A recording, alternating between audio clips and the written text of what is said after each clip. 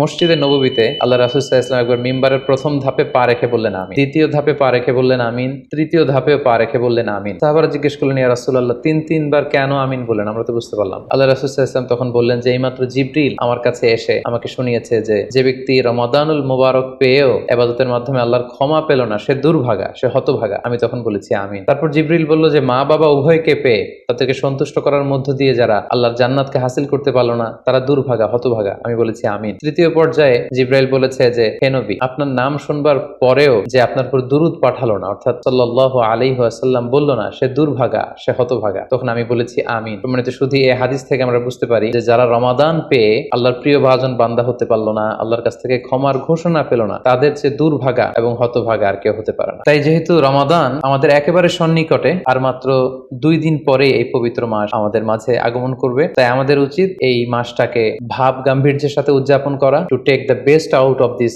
Blessed month. যত বেশি পরিমাণে সম্ভব নেক কাজ করে আল্লাহ তাআলার ক্ষমাপ্রাপ্ত বান্দাদের অন্তর্ভুক্ত হওয়ার চেষ্টা করা। আমরা যদি এই মাসকে উদযাপনের জন্য এখন থেকে একটা প্ল্যান করি বা প্রোগ্রাম করি এবং সেটার আলোকে যদি পুরো মাসটি আমরা পরিচালনা করবার চেষ্টা করি, তাহলে আশা করি খুবই ফ্রুটফুল ওয়েতে এই যে অফার দেওয়া হয়েছে, স্পেশাল অফার, এই অফারগুলোকে আমরা কাজে লাগাতে পারবো এবং বেশি বেশি ইবাদত করে আল্লাহ তাআলার প্রিয় ভাজনদের অন্তর্ভুক্ত হতে পারবো।